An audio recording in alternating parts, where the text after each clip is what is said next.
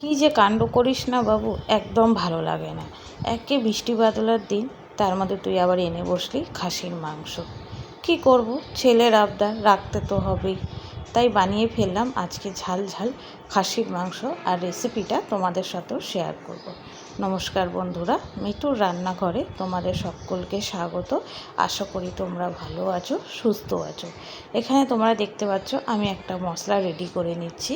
দিয়ে দিয়েছি আদা রসুন কুচি, দিয়ে দিয়েছি পেঁয়াজ কুচি, ঝালের জন্য দিয়ে দিয়েছি বেশ খানিকটা লঙ্কা, আর দিয়েছি কিছুটা গোটা গরম মশলা। এটাকে আমি মিক্সিতে পেস্ট করে রেডি করে নিই। আর এখানে দেখো মাটনটা কিন্তু আমি ধুয়ে পরিষ্কার করে নিয়েছি। এবার এর মধ্যে দিয়ে দেবো পেঁয়াজ কুচি, দিয়ে দেবো টমেটো কুচি, আর দিয়ে দেবো এর মধ্যে বেটে রাখা মশলাটা।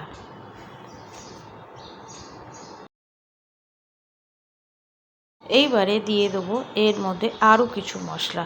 দিয়ে দেবো হলুদ গুঁড়ো, দিয়ে দেবো ধনে গুঁড়ো, দিয়ে দেবো কাশ্মীরি গুঁড়ো লঙ্কা, দিয়ে দেবো জিরে গুঁড়ো, আর দিয়ে দেবো বেশ খানিকটা টক দই। টক দইটা দিলে মাংসটা কিন্তু বেশ নরম হয়। এবার আমি দিয়ে দেবো অল্প এর মধ্যে চিনি, আর দিয়ে দেবো 6 থেকে 7খানা কাঁচা লঙ্কা, আর দেব বেশ খানিকটা সর্ষের তেল, দিয়ে বেশ ভালো করে ম্যারিনেট করব। ও হ্যাঁ, আর একটা জিনিস, আমি কিন্তু এখানে গন্ধরাজ লেবুর রস চিপে দিয়েছি। তোমরা চাইলে পাতিলেবুও দিতে পারো। আমার কাছে গন্ধরাজ লেবু ছিল, তাই আমি গন্ধরাজ লেবুটা দিয়েছি। এইবারে আমি বেশ ভালো মতনভাবে খাসির মাংসটা ম্যারিনেট করে আধ ঘন্টার জন্য রেখে দেবো। ম্যারিনেটটা যত বেশি রাখতে পারবে মাংসটা কিন্তু তত খেতে স্বাদ হবে। এখানে দেখো আমি বেরেস্তা করার জন্য কড়াইয়ে তেল গরম করে পেঁয়াজগুলিকে ভেজে নিচ্ছি।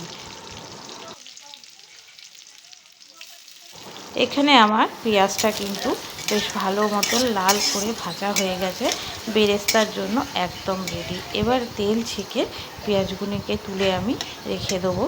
আর ওই কড়াতে দিয়ে দেবো কেটে রাখা আলুগুনি দিয়ে বেশ ভালো করে লালচে লালচে করে ভেজে তুলে নেবো আমি। দিয়ে দেবো আলুর মধ্যে নুন আর হলুদ, দিয়ে আলুটাকে ভাজবো। আর এতে কি হবে, আলুটা ভাজাটাও তাড়াতাড়ি হবে, আর আলুটা দেখতেও কিন্তু খুব সুন্দর লাগবে। এখানে আলুগুনি কিন্তু আমার বেশ ভালো মতনভাবে ভাজা হয়ে গেছে। এবারে আমি আলুগুনিকে তুলে রেখে দেবো।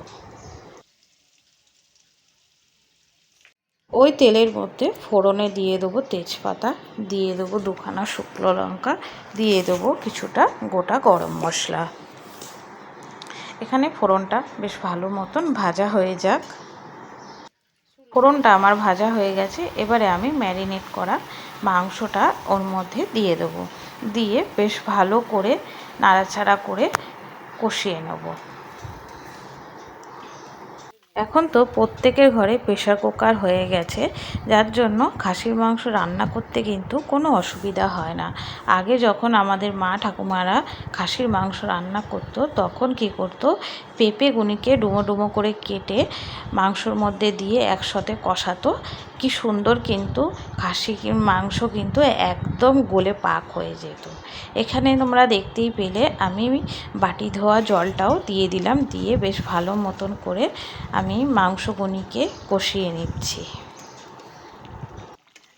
তোমাদের সাথে গল্প করতে করতে এখানে দেখো মাংসটা কিন্তু আমার বেশ ভালো মতন কষানো হয়ে গেছে, মশলার থেকে তেলটাও আলাদা হয়ে গেছে। এবারে আমি এটাকে প্রেশার কুকারে দিয়ে দেবো। যেহেতু আমি বেশ ভালো মতন কষিয়ে নিয়েছি, প্রেশার কুকারে দিয়ে 5 থেকে 6টা সিটি দিলেই মাংসটা কিন্তু আমার একদম রেডি হয়ে যাবে।